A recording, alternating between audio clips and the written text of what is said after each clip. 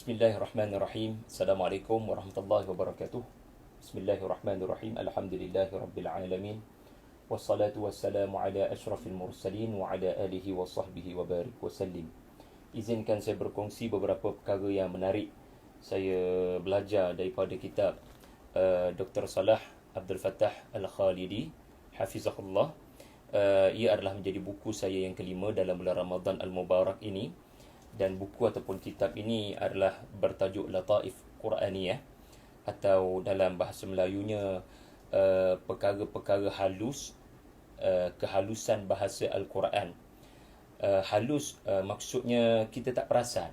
Kita tak perasan ya, kalau tengok COVID-19 ni pun benda bukan nampak depan mata virusnya tu ya. Maka apabila kita berinteraksi dengan Al-Quran, kita kadang tidak menyedari benda-benda kecil yang disebut sebagai mikro ini ya, semasa kita membaca satu-satu ayat.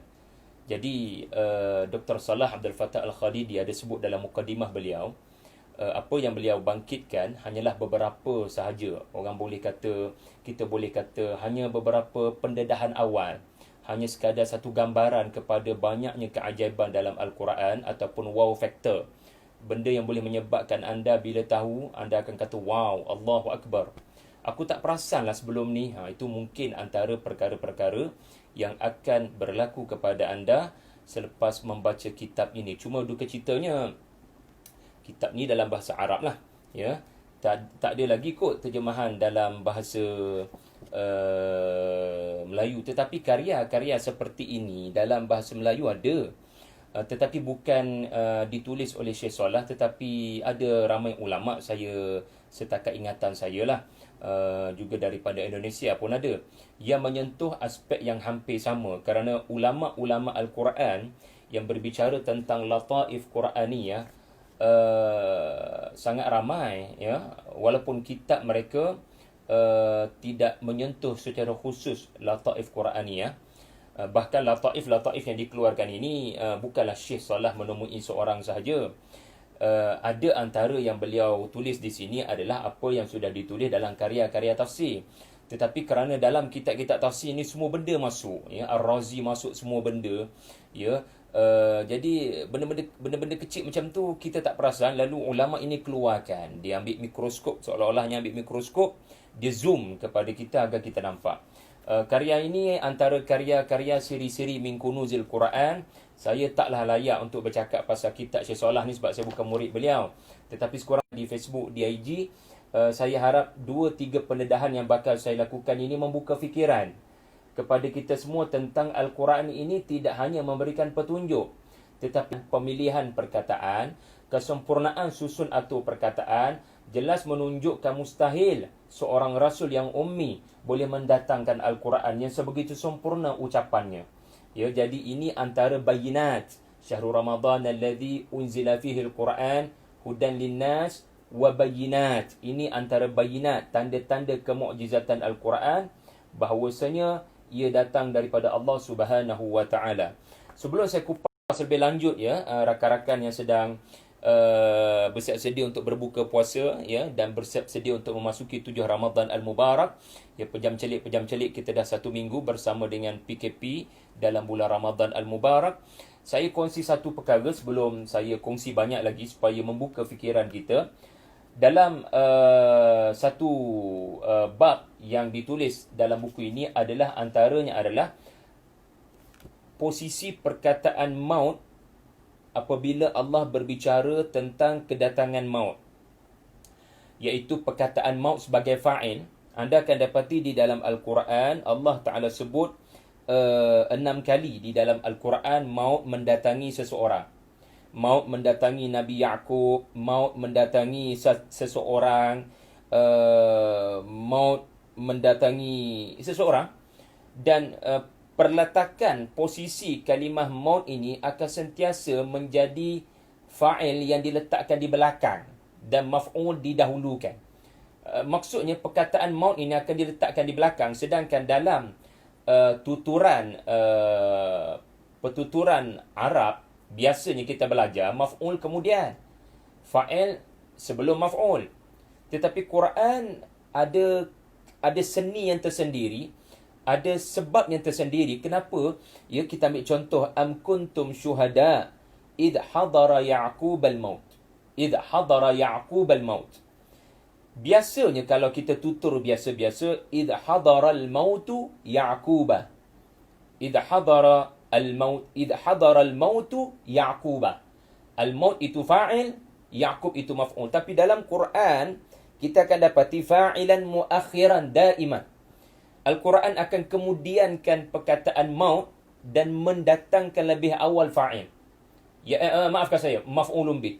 Iaitulah, apakah kamu tidak menjadi saksi kepada peristiwa apabila datang kepada Ya'qub maut itu?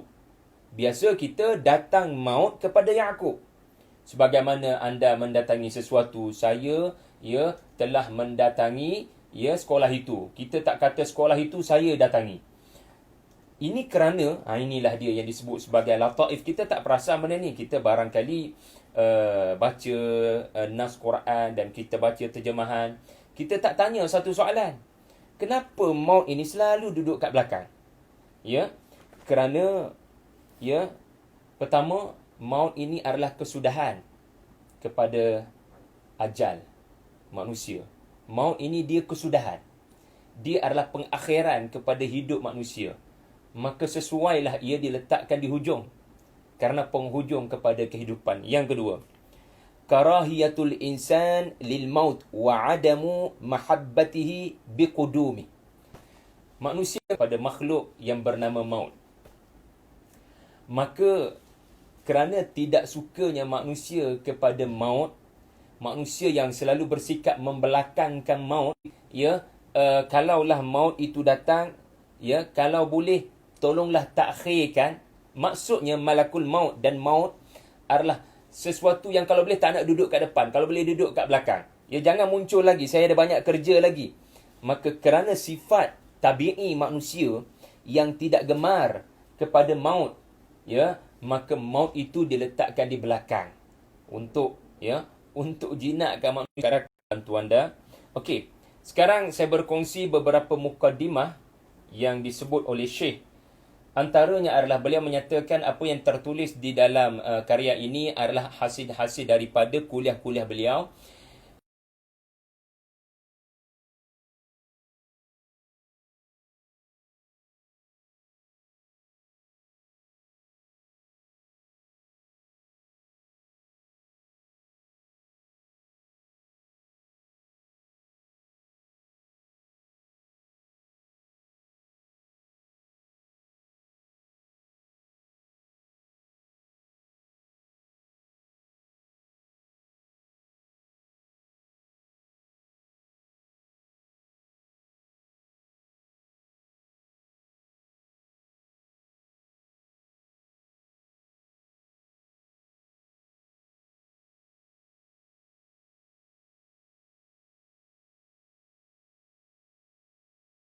Memberikan kredit kepada orang-orang sebelumnya yang sudah menjadi pahlawan dalam hal-hal lataif ini.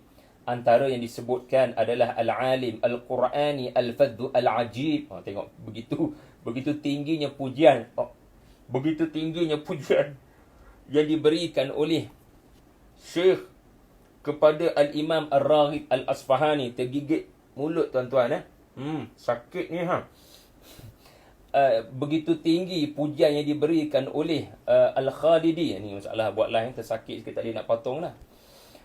Al-Imam Ar-Raghib Al-Asfahani memang dia ada tulis satu kitab, Al-Furuq Baina Kalimatil Quran Al-Mutaqaribah. Tetapi kitab ni tak ada. Lani ni tak jumpa kitab ni. Antara lain juga Al-Imam Al-Hakim At-Tirmidhi yang menulis kitab Al-Furuq fil Lafzi wa man'it taraduf. Perkataan-perkataan yang sama tetapi sebenarnya tak sama. Dan beliau juga memberikan kredit kepada Doktorah Aisyah binti Syati dalam karya beliau Al-I'jaz Al-Bayani lil Quran. Maknanya benda ni bukan Syekh Salah je lah yang baru bercakap dengan lantang, tetapi sudah didahului oleh ulama-ulama sebelumnya. Dan akhir sekali dalam mukadimah beliau yang menarik saya punya minat adalah beliau menyatakan keinginan wa innani anwi, ya, aku berniat, ya, selepas tulis kitab kecil ni, aku berniat untuk memindahkan diriku kepada menulis dengan kapasiti dan saiz yang lebih besar, ya, siyahah, aku nak berjalan dengan pendekatan begini kepada keseluruhan Al-Quran Al-Karim. Maknanya Syekh menyatakan hasrat untuk menulis tafsir Quran tetapi dengan ittijah mufradat Al-Quran. Nak habaknya ada perkataan nampak macam sama tetapi tak sama. Ini ittijah yang beliau azamkan dan beliau menulis insya-Allah, ya, pada masa akan datang.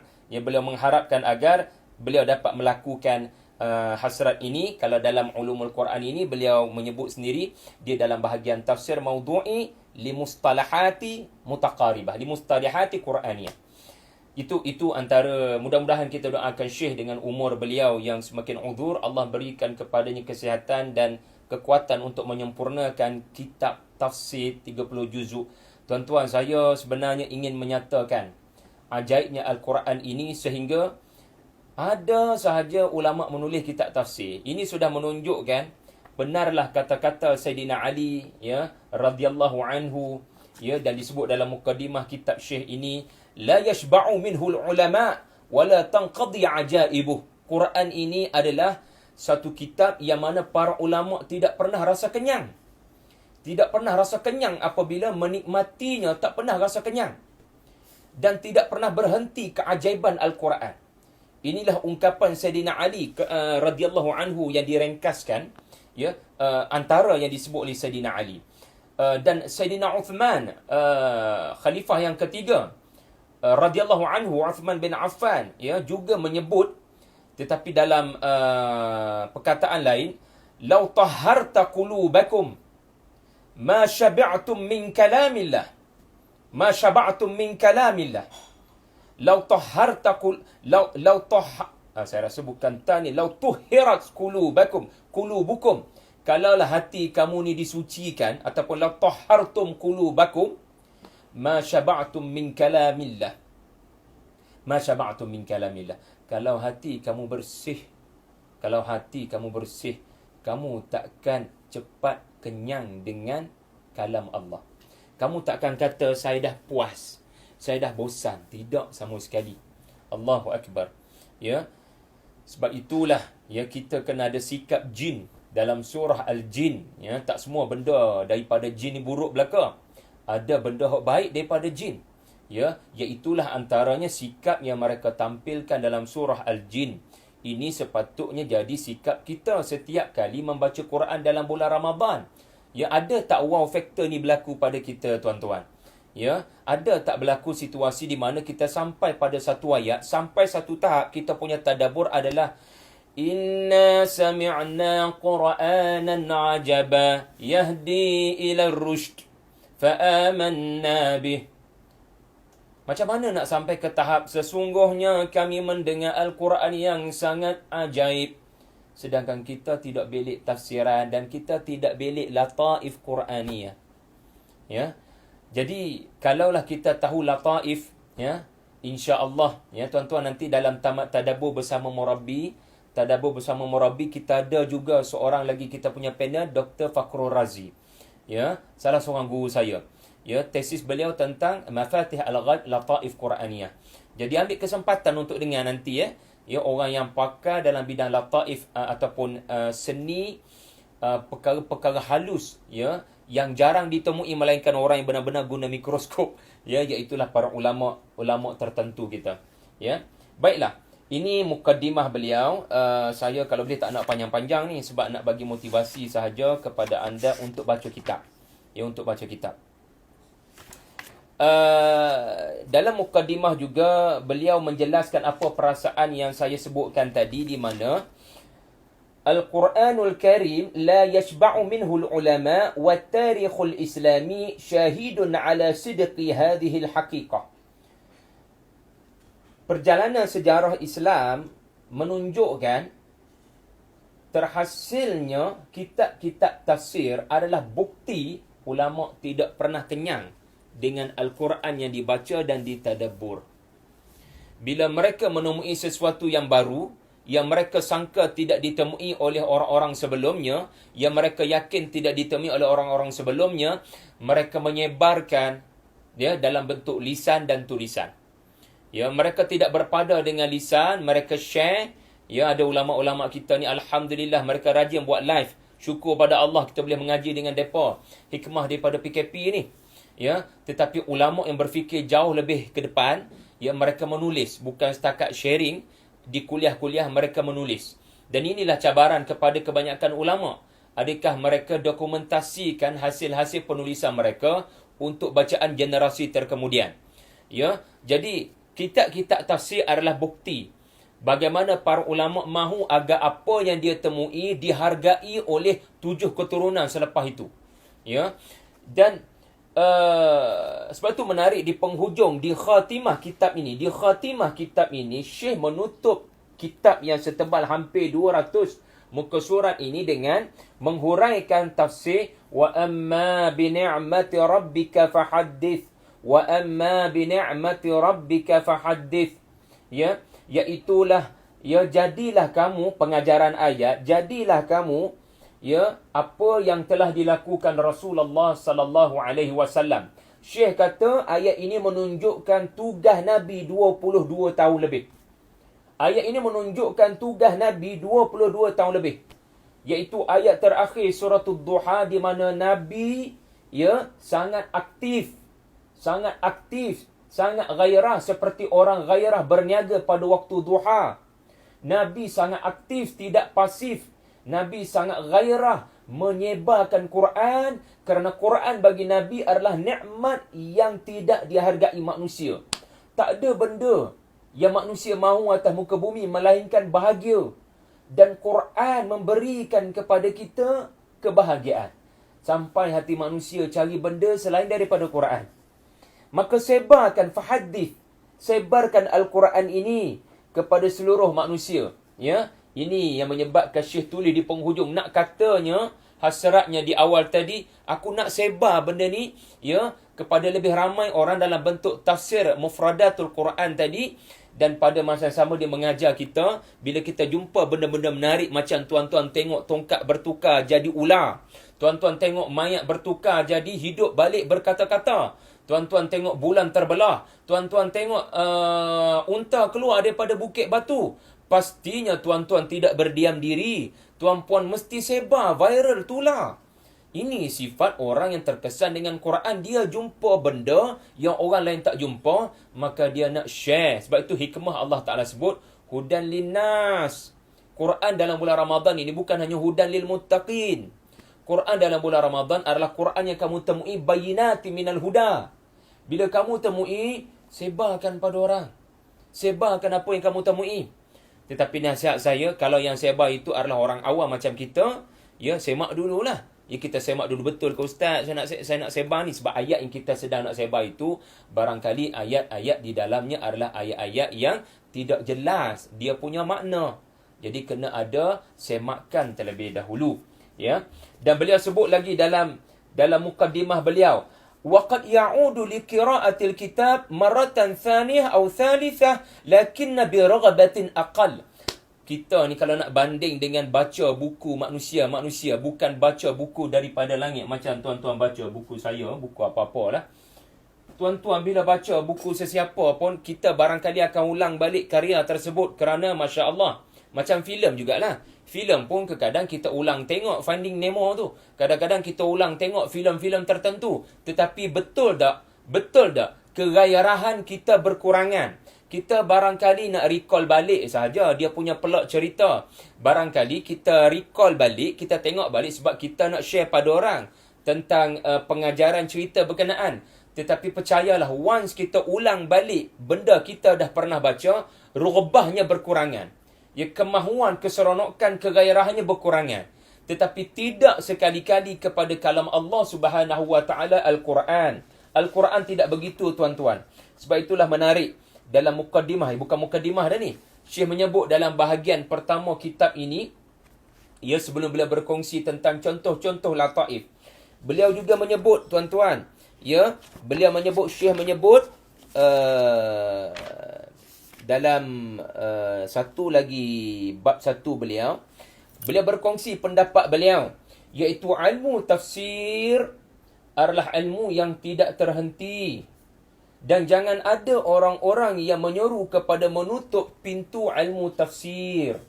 Kerana setiap ulama apabila bercakap tentang ayat-ayat Allah, mereka mesti bercakap dengan zaman mereka hidup. Al-Mufassir Ibnu Zamani, ahli-ahli tafsir, apabila menyampaikan ayat-ayat, dia pasti bukan sekadar berkongsi tafsir bil ma'thur. Dia kena bagi tahu tadabbur, makna pengajaran kepada awam. Maka Syekh kata, la budda min ulama yufassiruna al-Qur'ana bi lughati asrihim wa bi uslubi asrihim wa bi tariqati asrihim. Hendaklah para ulama tafsir agar kuliah-kuliah tafsir tidak dijauhi oleh manusia. Hendaklah dia menggunakan bahasa laras, bahasa zaman dia. Sebab itulah Syekh memberikan pujian.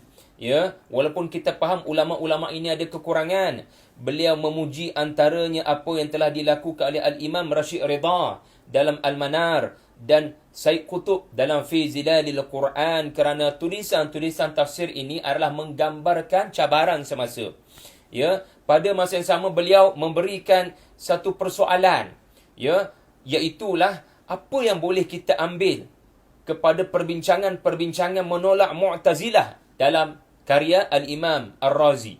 Dalam tafsir Ar-Razi ada banyak pengajaran, tetapi kita nak membumikan perbincangan antara Ar-Razi menjawab Mu'tazilah pada pandangan Syekh zaman sekarang, itu bukan cabaran semasa. Barangkali cabaran, tetapi bukan cabaran yang dominan. Jadi beberapa lagi lah beliau telah sebutkan di sini. Antara lainnya adalah, kalau ilmu lain, seperti nahwu, saraf, dia dah ada kaedah asas. Kita jangan memandai-mandai pergi tambah. Juga usulul hadis, usulul fiqh, dan bagi saya jugalah usulul tafsir. Ada benda-benda asas. Tetapi tafsir itu sendiri, dia tidak boleh kita rigid. Dia tak boleh kita batas.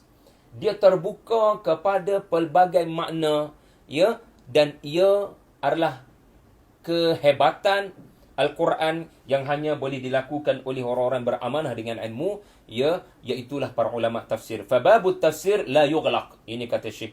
Kemudian saya rasa kita tak banyak masa, saya terus pergi kepada beberapa contoh yang akan mengkagumkan kita. Saya hanya menyebut apa yang Syekh sebut. Saya tidak sempat membuat semakan semula dalam kitab-kitab tafsir. Kok-koklah ulama-ulama tafsir ada menyebut sesuatu yang lebih ajaib daripada apa yang Syekh sebut, ataupun ada ulama yang kritik apa yang Syekh sebut. Wallahu alam. Antara contoh, saya tak pasti kita nak bagi berapa contoh, sebab saya gairah nak berkongsi. Tuan-tuan mungkin ada komitmen lain, tak ada masalah. Kita ambil contoh suratul Fatah ayat 10. Innal ladhina yubayi'unaka innama yubayi'una Allah yadullahi fawqa aydihim. فمن نكث فإنما ينكث على نفسه ومن أوفى بما عاهد عليه الله فسيؤتيه أجرا عظيما. Tuan-tuan, kalau kita memperjuangkan bahasa Arab dan kita didatangkan Al-Quran yang tak ada baris, kemungkinan besar kita akan baca begini tau. Bila kita tolak ilmu qiraat mutawatirah. وَمَنْ أَوْفَى بِمَا عَاهَدَ عَلَيْهِ اللَّهِ. Kita kasrahkan ha. Tak boleh. Sebab Nabi baca dengan bentuk, Nabi membaca dengan bentuk bukan kasrah. Nabi baca dengan bentuk dhammah.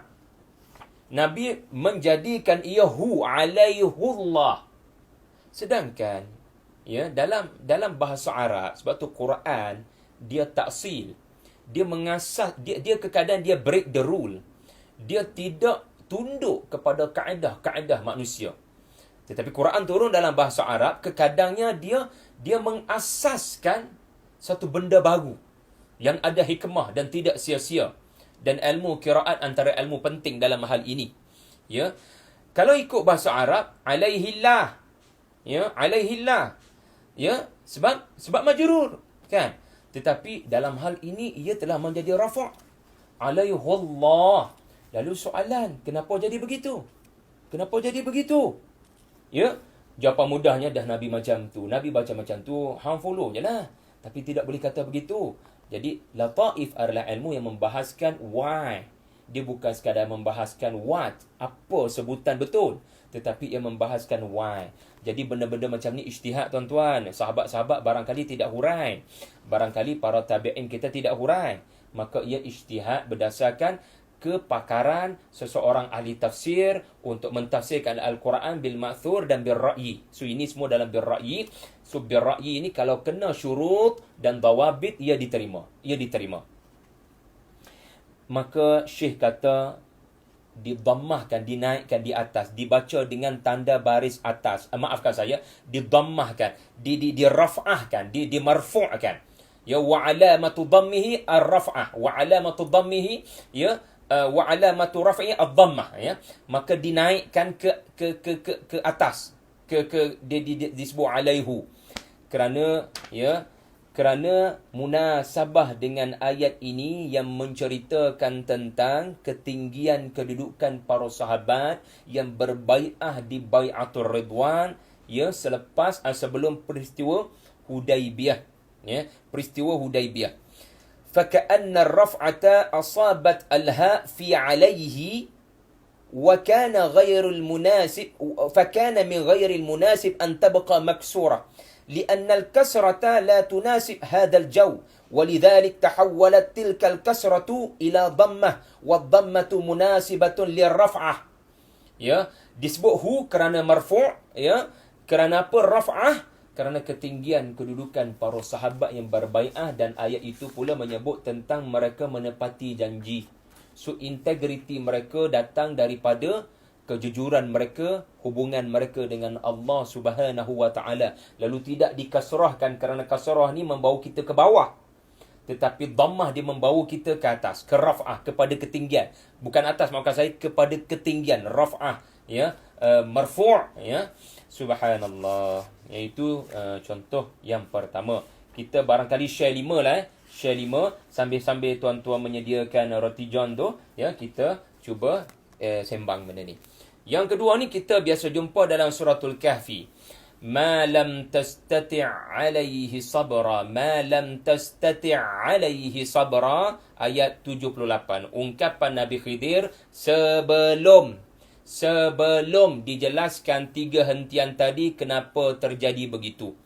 Tiba-tiba apabila selepas penjelasan, pencerahan takwil daripada Khidir, ya, maka Khidir alaihi salam berdasarkan uslub Al-Quran tidak lagi menyebut tastati' telah bertukar menjadi tasti', di mana huruf ta telah dihilangkan. Suratul Kahfi ayat 82.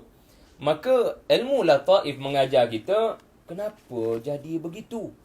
Kenapa bacaan diringankan dengan hadaf, padahal tadi kita dibebankan dengan huruf ta.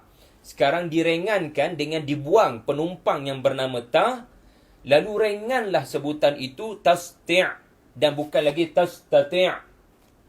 Kerana menggambarkan keringanan beban yang dipikul oleh Musa selepas mendengar penjelasan daripada Nabi Khidir. Tanpa penjelasan daripada Nabi Khidir, ia adalah beban, emosi, kerana aku tak diterima apa yang dia buat. Subhanallah. Kehilangan huruf ta, Allah Ta'ala hazafkan huruf ta, ada siyak, ada objektif. Rabbana ma khalaqta hadha batila. Semua ni ada tujuan agar sampai maksud ayat berkenaan pada menggambarkan Musa sudah tenang, puas hati, dah tak ada beban kepada apa yang beliau alami di 3 hentian. Juga dalam suratul Kahfi, di mana berlakunya hazaf huruf ta kepada kisah Nabi, kepada kisah Zulkarnain dengan Ya'juj dan Ma'juj. Tuan-tuan perhatikan, ya, famasta'u an yadhharuhu wa mastata'u lahu naqba. Ya, mereka yakni Ya'juj dan Ma'juj takkan mampu untuk menaiki, memintasi, melompat Dan mereka juga dengan tembok ini, mereka takkan boleh buat naqbah, takkan boleh buat lubang. Memang tak boleh.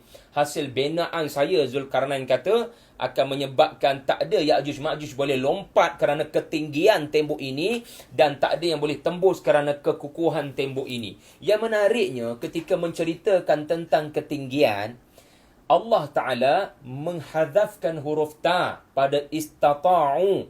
Tetapi ketika menjelaskan tentang gagalnya Ya'juj untuk menembusi kerana kukuhnya tembok, dikekalkan huruf ta. Hikmahnya adalah kerana untuk ketinggian, untuk melintasi sesuatu yang tinggi, ketinggian ini memerlukan keringanan. Memerlukan satu orang yang sangat ringan ataupun sesuatu menyebabkan badan dia ringan. Baru dia boleh melompat ke belah yang lain.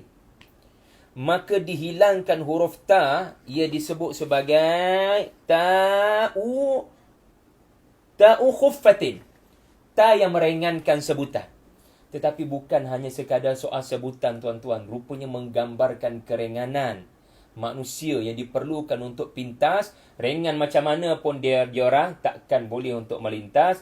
Dan dikekalkan huruf ta pada istata'u, ya, kerana menggambarkan beban untuk menghasilkan lubang. Maka dikekalkan huruf ta kerana perbuatan untuk membina naqab ini yahtaju ila juhdin wa kaddin, ya, dan memerlukan kepada kathiran minal masyaqqah, ya, memerlukan kepada thiqal, kebebanan, keberatan. Maka dikekalkan ta yang membebankan bacaan berkenaan. Allahu Akbar. Ya. Kemudian kita ambil contoh yang ketiga. Tuan-tuan biasa dengar, ya, ayat ini, iaitulah, ya, ihbitu misran fa inna lakum ma sa'altum. Bani Israel buat perangai sepanjang perjalanan ke tanah yang dijanjikan. Ya, orang bagi mana salwa, orang bagi 12 mata air, depa nak benda lain, depa nak bawang putih, bawang merah, nak macam-macam. Lalu Nabi Musa, ya, tempelak mereka dengan berkata, kalau kalian nak semua benda yang kalian sebut dan kalian tidak bersyukur dengan apa yang Allah Ta'ala bagi, pergilah kalian ke Mesir. Ya, kita barangkali memahami ihbitu misran. Misran ini adalah Mesir. Sebab Bani Israel dikeluarkan daripada Mesir. Sebenarnya tidak. So ada bab kat sini beza misran dengan misra. Sebab tu tajwid ataupun makharij ataupun cara baca kena jaga betul, tuan-tuan. Benda patut kasrah, tiba-tiba kita jadi tanwin kan, dia akan mengubah makna. Benda patut misra, tiba-tiba baca misran. Habis, tukar makna, jaga-jaga. Dalam Quran, ya, Allah sebut misra. Dalam Quran, Allah sebut misran. Kalau Allah Ta'ala sebut misra, ia merujuk kepada bandar Mesir. Bandar Mesir. وَقَالَ الَّذِي اشْتَرَاهُ مِنْ مِصْرَ لِمْرَأَتِهِ. Misra. Tiba-tiba kita baca misran. Tak boleh. فَلَمَّا دَخَلُوا عَلَى يُوسُفَ آوَى إِلَيْهِ أَبَوَيْهِ وَقَالَ دُخُلُوا مِصْرًا. Jangan baca وَقَالَ دُخُلُوا مِصْرًا. Tak boleh, tak sampai maksud. So sekarang jeng. Misran tu apa? Misran tu apa? Ihbitu misran. Dan bukannya ihbitu misra. Misran ini adalah mana-mana bandar. Mana-mana bandar, bukan bandar Mesir sahaja. Maka maksud Nabi Musa kepada Bani Israel yang tak bersyukur ini, kalau hang semua nak benda-benda hampa dah sebut tadi, hampirlah mana-mana bandar. Hampir cari sini dekat mana-mana bandar. Bukan hanya bandar Mesir. Diorang dah bergerak keluar daripada Mesir, buat apa nak pulang ke Mesir? So kejap lagi kalau jumpa mana-mana bandar, pergi cari. Selera kalian tersebut. Tidak bersyukur langsung dengan anugerah Allah yang sangat besar, iaitu manna dan salwa. Ya, okey. Seterusnya contoh yang keempat. Kita janji 5 tadi, ya. Kita janji 5. Jadi saya sekarang hujan lebat di Bangi, saya tak tahulah line clear ke tidak. Jadi saya harap tuan-tuan dapat terus mendengar. Seterusnya kita ambil contoh yang keempat. Dalam Quran ada perkataan jisim. Dalam Quran ada perkataan jasad. Kita bahasa Melayu barangkali dua-dua kita guna sama je. Ya, kecuali kita belajar fizik setakat saya dah ingat dulu, jisim ni dia ada definisi dia. Ya. Tapi jasad tak belajarlah dalam fizik ni. Dia belajar dalam biologi. Kita kaji tubuh manusia ni. Quran bila menggunakan perkataan, dia akan menggunakan perkataan yang paling tepat pada menyatakan maksud. Tak tahu pasal apa logat utara ni, tak tahu pasal apa. Al-jisim adalah merujuk kepada kepada tubuh yang masih hidup. Saya guna bahasa baku. Jisim merujuk kepada jasad yang masih hidup. Adapun jasadun adalah merujuk kepada mayyit, kepada benda yang tidak hidup. Ya. Sebagai contoh, cerita Talut. Allah tak sebut jasad, Allah sebut jisim. Kita barangkali baca terjemahan, kita jumpa benda sama sahaja, iaitulah barangkali sekujur tubuh ataupun tubuh. Tubuh ni tuan-tuan, dalam bahasa Melayu, tubuh boleh merujuk kepada hidup dan mati. Tapi Quran, tubuh kalau mati, dia sebut jasad. Kalau tubuh tu hidup, dia sebut jisim.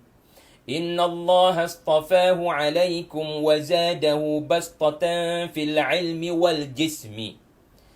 Dan dalam surah Al-Munafiqun, orang munafik bercakap berdega-dega. Orang semua memberikan perhatian. Orang semua sangat suka kepada cara ucapan public speaking orang-orang munafik. Orang-orang munafik ini adalah selebriti di Yathrib dahulu. Sekali dia buka mulut, semua orang nak tengok kepada dia. Semua netizen nak tengok. Maka jaga-jaga. Allah Ta'ala guna perkataan jisim. Kalau orang munafik tu mati, maka dia tak boleh berucap. Maka Allah tak guna perkataan jasad. وَإِذَا رَأَيْتَهُمْ تُعْجِبُكَ أَجْسَامُهُمْ. Sebab Allah berbicara tentang orang yang ahya, orang yang hidup. Tetapi kalau Allah Ta'ala guna perkataan jasad, which is 4 kali dalam Quran, ia merujuk kepada benda mati. Allah menegaskan benda tu mati, tidak ada hidup. Antara tempat Allah Ta'ala sebut mati adalah kisah Nabi Sulaiman yang popular itu, وَلَقَدْ فَتَنَّا سُلَيْمَانَ وَأَلْقَيْنَا عَلَى كُرْسِيِّهِ جَسَدًا. So jasad di atas arash Nabi Sulaiman bukan syaitan yang kita kalau tengok Israiliyat adalah cerita syaitan. Duduk atas arash, pegang cincin Nabi Sulaiman, the Lord of the Ring. So tidak bertepatan dengan keterangan Quran, kita tolak. Yang mana Quran tak kata setuju, yang Quran tak kata tak setuju, kita diam diri, kita kata Allahu a'lam. Kita tidak dusta, kita tidak membenarkan. Tetapi yang mana bertentangan, kita tolak Israiliyah. Antaranya adalah bila mereka kata syaitan ambil alih, kudetakan kerajaan Nabi Sulaiman. Tidak, kerana Quran guna istilah jasadan. Jasadan adalah merujuk kepada tubuh yang mati. Lalu sebab itulah para ulama mendatangkan hadis Sahih Bukhari, iaitu cerita tentang anak baginda yang telah mati diletakkan di atas arash, kerana baginda ada kaitan dengan kisah baginda mahu bersama dengan 70 mar'ah, dengan 70 orang isteri untuk melahirkan mujahid fi sabilillah, tetapi baginda terlupa menyebut insya-Allah, wallahu alam. Dan contoh lain dalam suratul Anbiya, وَمَا جَعَلْنَاهُمْ جَسَدًا لَا يَأْكُلُونَ الطَّعَامَ وَمَا كَانُوا خَالِدِينَ. Para nabi tidak dijadikan Allah jasad mereka bila mati. وَمَا جَعَلْنَاهُمْ جَسَدًا. Kami tidak jadikan para anbiya ni jasad yang mati. Yang tidak makan dan boleh kekal. Makna ayat ini adalah akan datang satu detik para anbiya jisim mereka akan menjadi jasadan. Akan menjadi jasadan. Dan bukan sebaliknya, para anbiya ini ada kemampuan untuk kekal lama. Sebab itulah ayat ini juga digunakan pada mengisbatkan kewafatan Khidir alaihi salam. Bahawasanya Nabi Khidir sudah wafat sebelum kedatangan sallallahu alaihi wasallam kerana ayat ini. Yang kedua, seandainya ia masih hidup, di manakah baginda dalam sirah sallallahu alaihi wasallam? Kenapa tidak hadir berjuang dengan Nabi sallallahu alaihi wasallam? Okey, yang terakhir saya nak kongsikan khusus kepada muslimat. Muslimat yang mendengar. Yang ni memang seronok ni. Ada 2 ayat. So harap semua bersabar. Cerita Maryam dalam surah At-Tahrim, Allah Ta'ala memuji Maryam alaihissalam dan Allah Ta'ala menyebut وَكَانَتْ مِنَ الْقَانِتِينَ وَكَانَتْ مِنَ الْقَانِتِينَ. Qanit ini adalah qanitah, orang yang istiqamah melakukan tasbih, memuji Allah, membaca wahyu, dia istiqamah. Dia bukan sekadar dalam bulan Ramadan sahaja, dia istiqamah sebelah bulan. So orang-orang macam ni, orang yang telah berjaya melakukan kunut. Kunut dalam arti kata istiqamah. So Maryam orang yang istiqamah, ya orang ada, orang tak ada, dia istiqamah dengan amal ibadatnya. Tetapi isunya sekarang adalah Allah tidak sebut dia daripada kalangan orang-orang wanita yang istiqamah. Allah tidak membataskan Maryam hanya kepada dia sebahagian daripada wanita-wanita, hamba-hamba Allah perempuan yang istiqamah. Bahkan Allah Ta'ala menyebut dia adalah sebahagian daripada hamba-hamba kami, wanita dan lelaki yang istiqamah. Allah Ta'ala angkat martabat Maryam sehingga seolah-olah Maryam ni duduk di depan dan di belakangnya adalah lelaki dan wanita. Seolah-olah begitu, tuan-tuan. Ya? Siapa masak sedap ni ya? Masya Allah. Wa kanat minal qanitin. Jadi hikmahnya kenapa Allah Ta'ala sebut qanitin, kenapa tidak qanita, sedangkan Maryam wanita muslimat? Maka Syekh sebut, ya, kerana Allah Ta'ala sedang menggambarkan Maryam punya pendirian ketika diuji Allah dengan bayi dalam rahimnya. Keberanian beliau kembali kepada Bani Israel. Tenangnya beliau kembali kepada Bani Israel. Keyakinan beliau kepada janji Allah seumpama seorang bala tentera di medan tempur. Berani berdepan dengan musuh yang akan berkata, Ya Ukhta Harun. Berani berdepan dengan musuh yang akan berkata, Mak ayah kamu tak pernah buat kerja-kerja macam ni. Dia berani berdepan, tenang berdepan seperti tentera di medan tempur. Maka duduknya sudah standard lelaki, tuan-tuan. Dia seperti rajulah, bukan lelaki, tetapi punya sifat berani seperti lelaki. Allahu Akbar. Kemudian dalam surah Al-Mumtahinah ni yang terakhir sebelum kita, ia menjamu selera. Ya ayyuhalladzina amanu idza ja'akumul mu'minat muhajiratin famtahinuhunna. Suratul Mumtahinah ayat 10. Wahai orang beriman, apabila datang kepada kamu mukminat, ya, sekumpulan orang-orang beriman. Asbabun nuzulnya adalah Ummu Kulthum bin Uqbah bin Abi Mu'ayth, muhajirat, berhijrah daripada Makkah ke Madinah, ya, selepas perjanjian Hudaibiyah. Ini masalahnya, Hudaibiyah tak benar kan? Kalau orang Mekah datang Madinah kena hantar balik. Okay, kita baca ayat ni, kita faham tafsirannya adalah ada sekumpulan orang-orang beriman, mukminat datang kepada Nabi, ya, nak stay di Madinah sebab tak tahan suami mereka kafir dan memerangi Islam. Mereka tak tahan. Sebelum ni mereka tak berani nak berhijrah akibat daripada tekanan suami. Tetapi sekarang mereka punya kekuatan. Tetapi kebetulan kekuatan mereka dapat itu adalah selepas Hudaibiyah. Jadi macam mana diorang ni? Kita pun belajar daripada ayat ni.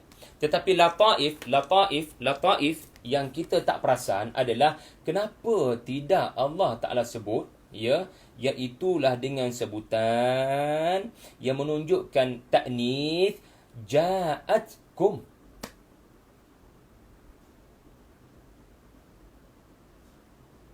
Ya, kejap saya tengok mana yang Syekh sebut. Ya, ja'atkum. Betul lah.